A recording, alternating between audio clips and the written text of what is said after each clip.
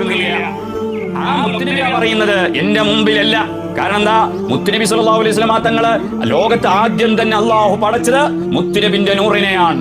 ആ നൂറായ മുത്തു മുഹമ്മദ് മുസ്തഫ സല്ലല്ലാഹു അലൈഹി വസല്ലം ആ തങ്ങളുടെ മുമ്പിൽ പോലും സുജൂദ് ചെയ്യാൻ അനുവാദം കൊടുക്കുന്നില്ല. മാത്രമല്ല, അങ്ങനെ അനുവാദം കൊടുക്കുകയാണെങ്കിൽ സ്ത്രീകൾക്ക് ഭർത്താവിന്റെ മുമ്പിൽ സുജൂദ് ചെയ്യാൻ അനുവാദം കൊടുക്കുമെന്ന് പറഞ്ഞാൽ ആ പുരുഷന് ഒരു ഇലാഹിന്റെ ഒരു ദൈവ തുല്യനായിട്ട് ഭാര്യ കാണണമെന്നാണ് അവിടെ അടിവരയിട്ട് മുത്തുനബി സല്ലല്ലാഹു അലൈഹി വസല്ലം തങ്ങൾ പഠിപ്പിച്ചു തന്നത്. നോക്ക് നിങ്ങള്, ഭർത്താവ് എന്ന് പറയുന്നത് ചെറുതല്ല. ആ സങ്കല്പം, തന്റെ തുണ, അത് ദൈവതുല്യമാണ്, ഇലാഹിന്റെ തുല്യമാണ്. അഥവാ അല്ലാണെന്നല്ല, മറിച്ച് ആ മഹത്വം അത്രയുമുണ്ട് എന്ന് റസൂലുള്ളാഹി തങ്ങൾ പഠിപ്പിച്ചു തരികയാണ്. ആ ഭർത്താവിനെയാണ് കിടന്നുറങ്ങുമ്പോ കഴുത്തിൽ കത്തിവെച്ച് കൊല്ലാൻ ശ്രമിക്കുന്നത്. കിട്ടിയ പൊട്ടിയ കുപ്പിക്കഷ്ണം വെച്ചിട്ട് കഴുത്തറുക്കുന്നത് ആ സ്വന്തം ഭർത്താവിനെയാണ്.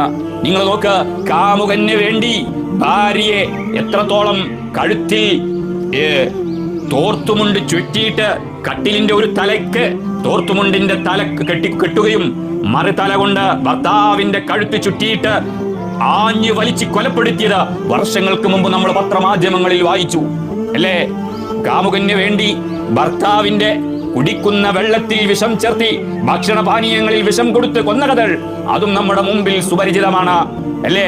എത്രത്തോളം അങ്ങനെ എണ്ണിയാൽ ഒടുങ്ങാത്ത കഥകൾ നമ്മുടെ മുമ്പിലുണ്ട്. പക്ഷേ ആ സമയത്തൊക്കെ നമ്മുടെ മുമ്പിൽ വരുന്നത് സുബ്ഹാനല്ലാഹ്, അത് നമ്മുടെ മതത്തിൽ പെട്ടതല്ലല്ലോ. മുത്തുനബി സല്ലല്ലാഹു അലൈഹി വസല്ലം തങ്ങളുടെ ഉമ്മത്തുകളിൽ പെട്ട ആളല്ലല്ലോ. അവർക്ക് ദീൻ അതില്ലാത്തത് കൊണ്ടാണല്ലോ എന്നൊരു സമാധാനം, ഒരു ചെറിയൊരു നേർരേഖയെങ്കിലും നമ്മുടെ മനസ്സിൽ കടന്നുകൂടിയിട്ടുണ്ടായിരുന്നു. അവിടെയാണ് ഇപ്പോൾ അത് കത്തിവെക്കുന്നത്. നോക്ക് നിങ്ങള്, എന്താണ്? പഠിക്കാത്ത കുഴപ്പമാണോ? അല്ല. മുത്തുനബിന്റെ ഇസ്ലാം ദീനിൽപ്പെട്ട പെടാത്തത് കൊണ്ടാണോ? അതുമല്ല, മറിച്ച് ആ ഒരു ചിന്ത ബോധമില്ലായ്മ, മതബോധമില്ലായ്മ ഇവിടെ വളരെ വ്യക്തമാണ്. മുത്തുനബി സല്ലല്ലാഹു അലൈഹി വസല്ലം തങ്ങള് പഠിപ്പിച്ചു തന്ന മഹത്വം ഹൃദയം കൊണ്ടൊരു പെണ്ണേറ്റെടുത്തിട്ടുണ്ടെങ്കിൽ തീർച്ചയാണ് ഭർത്താവിന്റെ നേരെ വിരൽ ചൂണ്ടുക പോൽ ചെയ്തിട്ട് ഒന്ന് കയർത്ത് സംസാരിക്കുക പോലും ചെയ്യൂല.